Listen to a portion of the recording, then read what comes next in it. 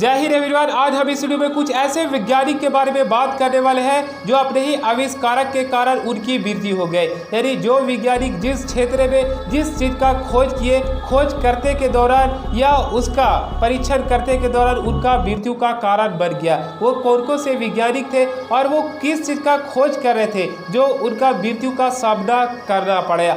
आज हम वो सब कुछ का इस्तेमाल भी बल्कि करते हैं अपने दैनिक जीवन में। तो चलिए समझते हैं वो सभी साइंटिस्ट का नाम और वो कौन सी यंत्र और जो जिस चीज का रिसर्च किए हैं और उनका मृत्यु हो गया है।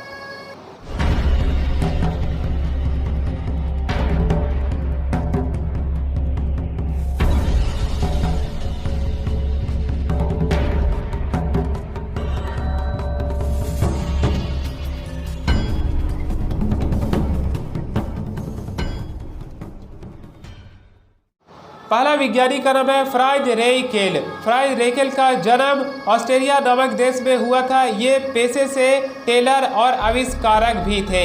इन्होंने सबसे पहले एक पैरासूट बनाया था जो ये ट्रेनिंग के दौरान इनका माइंड में सब कुछ आया था कि हम आसमान से सेफ्टी के लिए ऐसा कुछ बनाएंगे जो लोग पृथ्वी पे आसानी से आ सकेगा। इन्होंने सोचा भी जिसके कारण आज हम आसानी से आसमान से पृथ्वी पे पैरासूट के द्वारा हम आ जाते हैं। सबसे पहले जो बनाए थे वो पैरासूट को फ्रांज ने बनाए थे।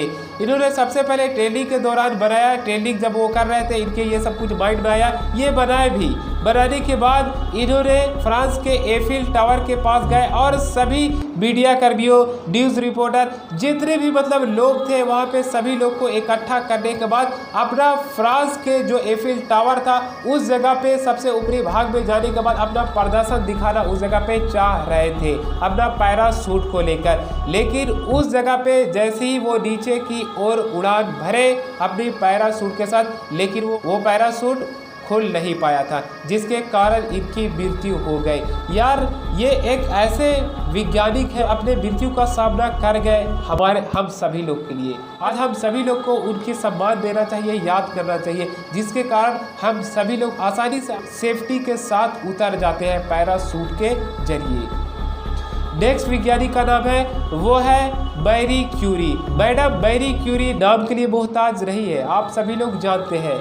मैडम मैरी क्यूरी का जीवन शैली काफ़ी कठिन से गुजरा था। हालांकि इनके पिताजी एक विज्ञान के शिक्षक भी थे, लेकिन इसके पीछे कारण क्या था, क्या रीज़न था उनका जीवन शैली में कठिन परेशानी आने का मतलब। उनके माताजी का भी स्वर्गवास बहुत जल्दी हो गया था जब मैडम मैरी क्यूरी कम उम्र की थी। तो हम नेक्स्ट क्लास में आपको मैडम मैरी क्यूरी से के बारे में बायोग्राफी के लेकर पूरी डिटेल के साथ बताएंगे। मैडम मैरी क्यूरी का विवाह हुआ था पीरे क्यूरी के साथ। मैडम मैरी क्यूरी के सबसे पहले भौतिक शास्त्र में और रसायन शास्त्र में इसे नोबेल पुरस्कार से सम्मानित किया गया था। और ये एक ऐसी महिला है जो दूसरी बार भी भौतिक शास्त्र और रसायन शास्त्र में इसे नोबेल पुरस्कार से सम्मानित किया गया था मैरी क्यूरी को।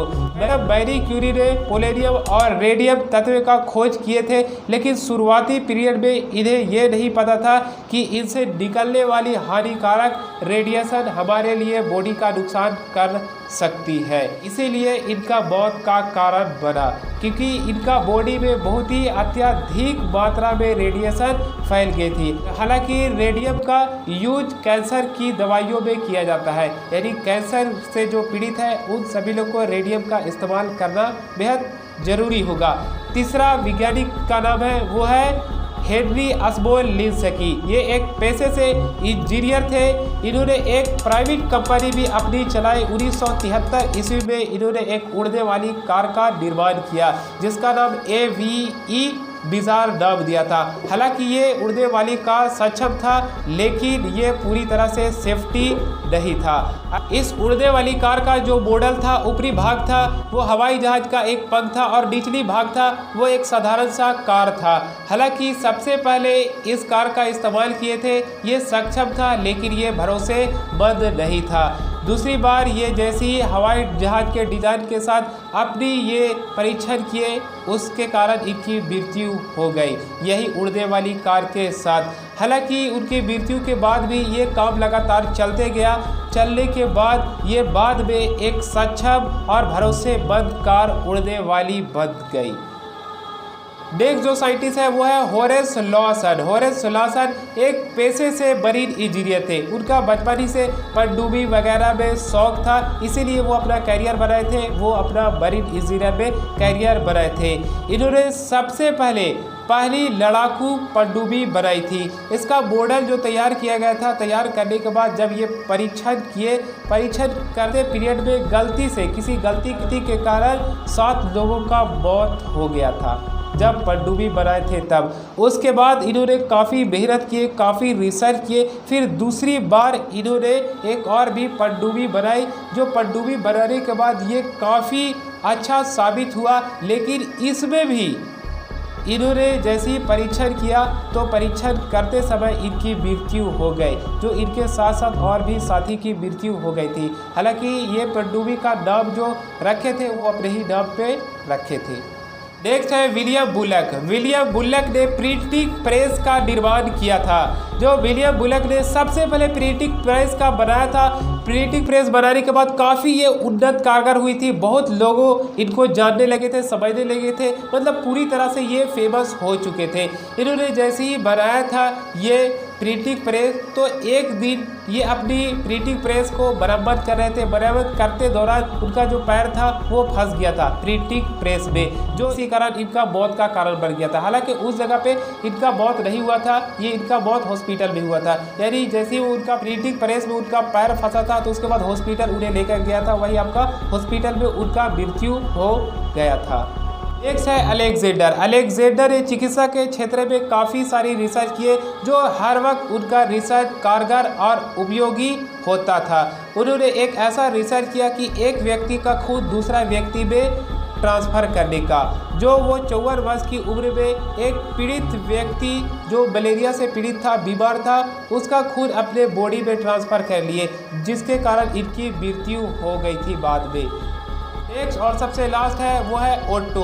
ओटो महाशय के बचपन ही से शौक था हवा में उड़ान भरने का। जो सबसे पहले उड़ान भरे थे, यही उड़ान भरे थे हवा में। इन्होंने लकड़ी से बने पंखे के हिसाब से वो हवा में उड़ान भरे थे। सब कुछ ठीक ठाक था, ये पहली उड़ान भी भरे थे और पृथ्वी पे सही सलामत आ भी गए थे। लेकिन दूसरी बार जब ये उड़ान भरे तो वो दोबारा उनका मौत का कारण बन गया था। दूसरी बार जैसे ही उस लकड़ी से बने पंख से उड़ान भरे तो उसके बाद वो पंख सही से नहीं काम किया, जिसके कारण वो डायरेक्ट पृथ्वी पे आ गिरे। इस कारण से इनकी मृत्यु हो गई। तो आज जितने भी इस वीडियो में देखे, जितने भी वैज्ञानिक थे, वो अपने जीवन को दांव को लगाकर रिसर्च किए, जिसके कारण आज हम आसानी से उसी चीज़ को यूज करते हैं। हम वो सब वैज्ञानिक को दिल से सलाम करते हैं और सम्मान करते हैं। फिर मिलेंगे नेक्स्ट क्लास में। जय हिंद, जय भारत।